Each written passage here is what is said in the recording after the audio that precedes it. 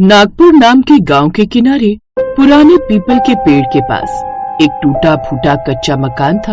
लोग उसे नागिन का घर कहते थे। शाम ढलते ही वहाँ से अजीब सी बीन की आवाज सुनाई देती और कभी कभी खिड़की में हरी चमकती आंखें दिखाई देती, जिस कारण गांव के लोग उस तरफ जाते ही नहीं थे। अरे अरे, ये क्या कर रहे हो बच्चों, उस तरफ मत जाओ, क्योंकि वो नागिन का घर है। जो भी वहाँ गया ना, वो वापस नहीं आता। सच में काकी?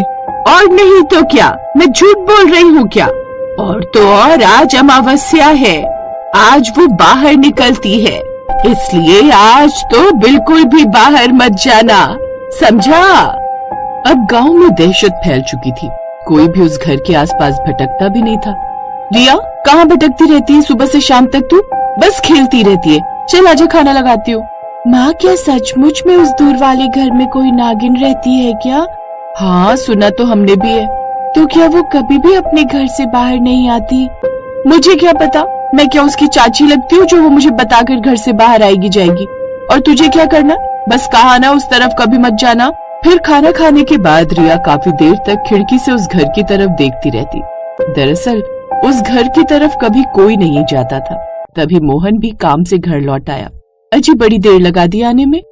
क्या करूं सरोज, अपने जो खेत गांव में है वो तो उस नागिन के घर के पास है और उसके डर के कारण हम उधर खेती नहीं कर सकते। और जो दूसरा खेत है वो गांव के बाहर की तरफ है, तो आने जाने में काफी वक्त लग जाता है। न जाने कब हमें इस नागिन के प्रकोप से छुटकारा मिलेगा। अब हम अकेले तो इस गांव में ऐसे हैं नहीं जी, और भी लोग हैं जो अपनी खेती छोड़कर बैठे हैं। नागिन के आतंक से सभी लोग डरे हुए थे। फिर एक रोज दोपहर को धूल उड़ाता एक लंबा सा आदमी दिखाई दिया, जिसके सिर पर पगड़ी, कंधे पर झोला और हाथ में बीन थी। वो जैसे ही गांव के पास पहुंचा, गांव की चौपाल में बैठे लोगों से बोला, राम राम जी। राम राम भैया, सुना है तुम बड़े सपेरे हो? हाँ जी, बहुत बड़ा तो नहीं, लेकिन सपेरा तो हूँ। मेरा नाम है कल्लूनाथ। मेरे बाप दादा भी सपेरे थे। कई बार मुझे लोग नागराज कहकर भी बुलाते हैं, क्योंकि मैं सांपों से डरता नहीं। ये सुनकर गांव वाले हंस पड़े। कल्लूनाथ एक मशहूर सपेरा था, जिसे लोग कहते थे कि उसने कई बड़े बड़े सांप पकड़े हैं, और उसकी भीन की धुन सुनकर जहरीले नाग भी शांत हो जाते हैं। अच्छा, बहुत मजाक हो गया कल्लू। अब जो हम कह रहे हैं उसे ध्यान से सुनो। कल्लू, हमारे गांव में एक नागिन का घर है। वहां से रात में बीन की आवाज आती है, और जो भी उस तरफ जाता है वो लोग गायब हो जाते हैं। इसलिए हम गांव वालों ने अब उस तरफ जाना ही छोड़ दिया है। क्या कहा आपने? बीन की आवाज? पर बीन तो मैं बजाता हूँ। मतलब ये तो सपेरे का काम है, भला नागिन बीन क्यों बजाएगी? ये बात कुछ हजम नहीं हुई। क्या? तो फिर कौन हो सकता है? वो बीन कौन बजाता है? ये पता लगाने के लिए मैं बड़ी अमावस्या वाले दिन उस घर में जाऊंगा। ठीक है, तब तक हम तुम्हारे रहने का इंतजाम कर देते हैं। अब मुखिया अपने खाली पड़े घर में रहने की उसे जगह दे देता है। अब अगले एक हफ्ते तक कल्लू उसी गांव में रहता है, जहां कोई न कोई गांव वाला उसे खाना दे जाता। ऐसे ही हफ्ता भर बीत जाता है और बड़ी अमावस्या वाला दिन भी आ जाता है। उस रात आकाश में काले बादल थे, साथ ही हवा में अजीब सी सिहरन थी। कल्लूनाथ अपने हाथों में बीन लेकर उस कच्चे घर की ओर बढ़ा। जैसे वो उस घर के पास पहुंचा तो दरवाजा आधा खुला था और अंदर से धीमी सी सरसराहट सी आवाज आ रही थी। कल्लू धीरे धीरे अंदर की ओर बढ़ा और कहने लगा, कौन है? फिर अचानक अंदर से मधुर पर एक रहस्यमयी आवाज आई, तू बता कौन है और यहाँ क्यों आया है? वैसे जो मौत से खेलता है वही यहाँ आता है। वो तो वक्त ही बताएगा कि किसकी मौत आज लिखी है। ऐसा कहकर कल्लू ने अपनी बीन निकाली और बीन बजानी शुरू कर दी। वो धुन सुनते ही कमरे के कोने से एक विशाल काली नागिन फन फैलाए बाहर आई। उसकी आंखें सचमुच हरी रोशनी से चमक रही थी। नागिन ने फुफकारते हुए कहा, तुम मुझे पकड़ने आए हो सपेरे? उस नागिन को बोलते हुए देख कल्लू चौंक गया और घबराते हुए बोला, तुम बोल सकती हो? हाँ, मैं बोल सकती हूँ, क्योंकि मैं कोई साधारण सांप नहीं बल्कि इस घर की रक्षक हूँ। इस घर की रक्षक? भला ऐसा क्या है इस घर में? ये बात सुनकर ही नागिन चुप हो गई। लोग कहते हैं कि तुमने कई लोगों को मार डाला। ये सुनकर नागिन बोली, नहीं, मैंने किसी को नहीं मारा। जो लोग यहाँ आए उन्हें मेरे दुश्मन ले गए हैं। दुश्मन? आखिर तुम्हारा कौन दुश्मन है? हाँ, एक तांत्रिक जिसने इस घर में एक छुपा खजाना पाने के लिए मुझे श्राप दिया। कैसा खजाना? नहीं, मैं तुम्हें कुछ नहीं बताऊंगी, नहीं तो तुम भी लालच में आ जाओगे। नहीं, ऐसा कुछ नहीं होगा, मुझ पर भरोसा रखो। फिर नागिन ने गहरी सांस ली और उसे बताना शुरू किया। मेरे पूर्वजों ने इस घर के नीचे एक प्राचीन मणि छुपाई थी।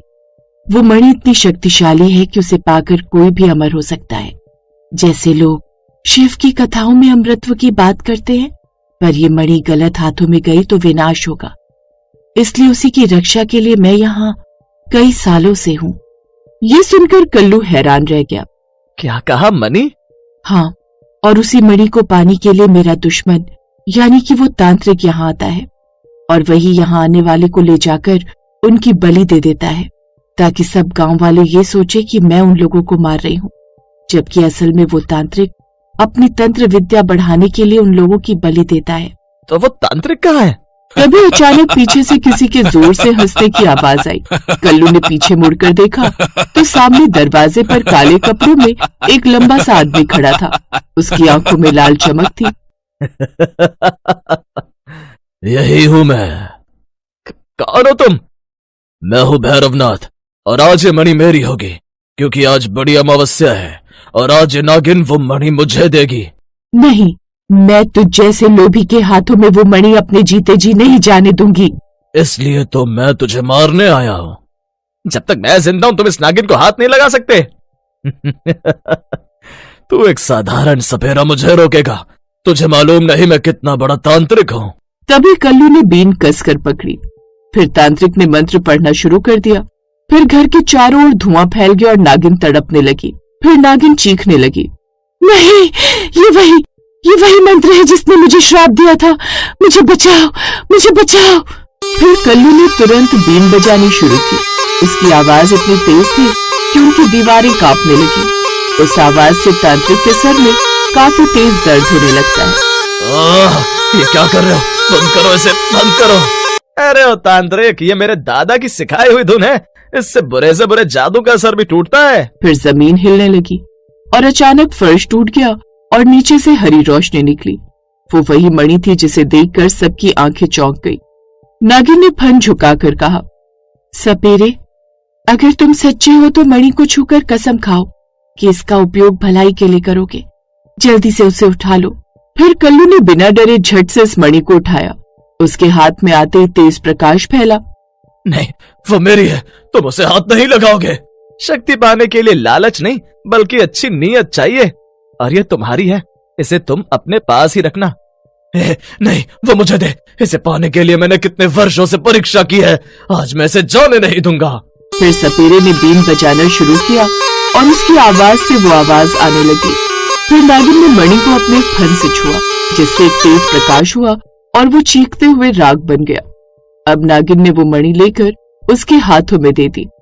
आज तक किसी इंसान ने लालच नहीं छोड़ा। तुम पहले हो जो मणि सामने होते हुए भी उसे छोड़कर जा रहे हो। फिर घर की दीवारें ठीक होने लगी और उसका अंधेरा छट गया। नागिन ने मुस्कुराकर कहा, सपेरे, तुमने मुझे श्राप से मुक्त किया। अब मैं इस घर को छोड़कर जंगल में चली जाऊंगी, अपनी इस मणि को लेकर। और गांव वालों का क्या? तुम अब उन्हें परेशान तो नहीं करोगे ना? नहीं, अब उन्हें मुझसे डरने की जरूरत नहीं है। मैं कभी उन्हें नुकसान नहीं पहुंचाऊंगी। फिर तब तक सुबह हो चुकी थी। मुखिया जी ने पूछा, क्या हुआ? वो नागिन बुरी नहीं थी, बल्कि असली दुश्मन तांत्रिक था। अब वो जंगल में चली गई है, तो अब डरने की जरूरत नहीं। अरे बिल्कुल नहीं। उस रात गांव में पहली बार शांति थी। कोई बीन की रहस्यमयी आवाज नहीं, कोई हरी आंखें नहीं। कल्लू नाथ अगले दिन गांव छोड़ने लगा। तुम्हारा धन्यवाद, तुमने हमारे गांव को बचा लिया। मैं तो बस एक सपेरा हूँ, असली ताकत सच्चाई की होती है। दूर जंगल में एक काली नागिन फन उठाए आसमान की ओर देख रही थी। उसके फन पर हल्की सी हरी चमक थी।